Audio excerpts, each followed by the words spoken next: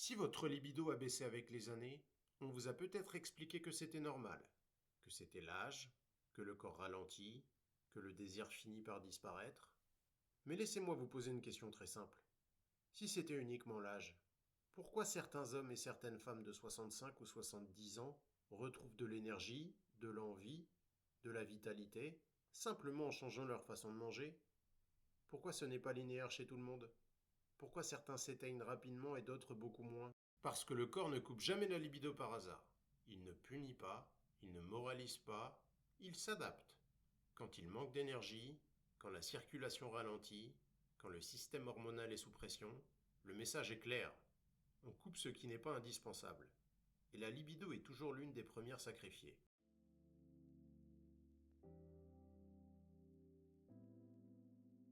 La libido n'est pas une priorité biologique. La libido n'est pas une fonction vitale. On peut vivre sans désir.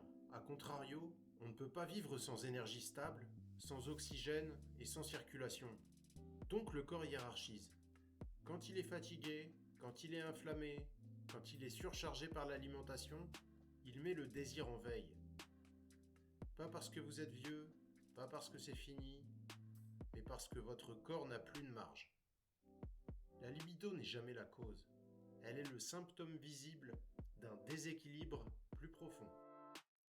Prenons une journée type dite ordinaire.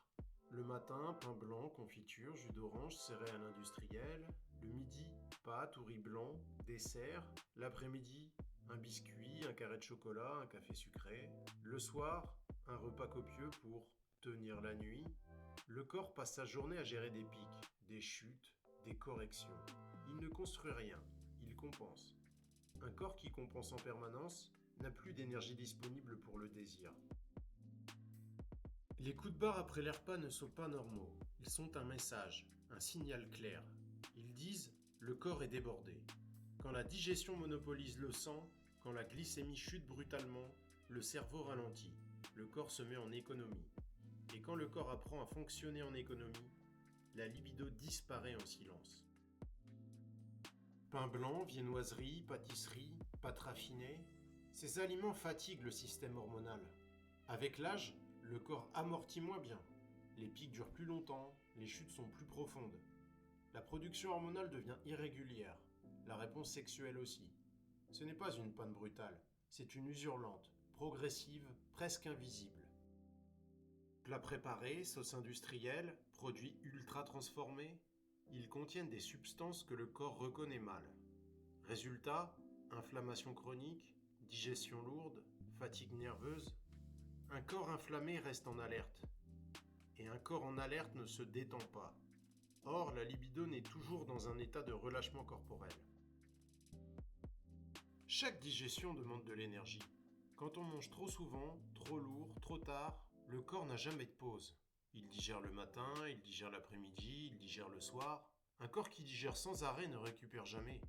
Sans récupération, le désir ne revient pas. Avec l'âge, beaucoup mangent plus léger. Mais plus léger ne veut pas dire mieux.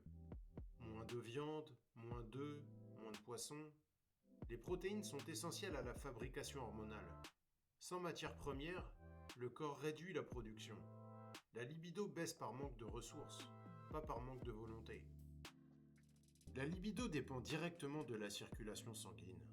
Huile raffinée, friture, produits industriels altèrent la fluidité du sang. Avec l'âge, la circulation est déjà plus lente. Ces aliments aggravent le problème. Moins de débit, moins de réponses, moins de sensations. Ce n'est pas psychologique, c'est mécanique. L'alcool donne une impression de détente. En réalité, il fatigue. Il brouille les signaux nerveux, il ralentit la récupération, il désorganise le rythme biologique. Même sans excès, il affaiblit la vitalité sexuelle sur la durée. Manger sans faim, manger parce que c'est l'heure, manger par automatisme, cela maintient le métabolisme sous tension constante. Le corps n'a plus de fenêtre de repos. Le système hormonal ne se régule plus. Sans rythme, le désir s'éteint progressivement. La libido n'est pas cassée, elle est juste freinée. Elle reflète à la fois l'énergie disponible, la qualité de la circulation, l'état digestif et l'équilibre alimentaire.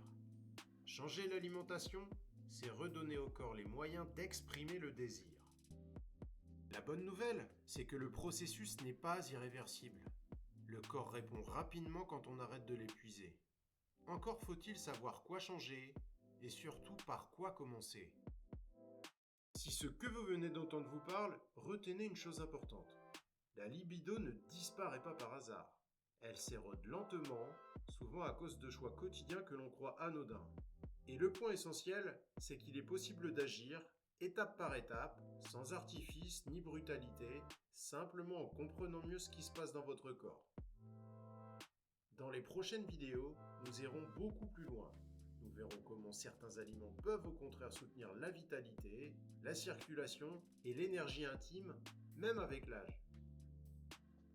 Si vous souhaitez rester informé et ne pas manquer ces prochaines étapes, pensez à vous abonner à la chaîne. C'est la meilleure façon de suivre cette série et de reprendre le contrôle calmement et durablement. Portez-vous bien et surtout, prenez soin de vous.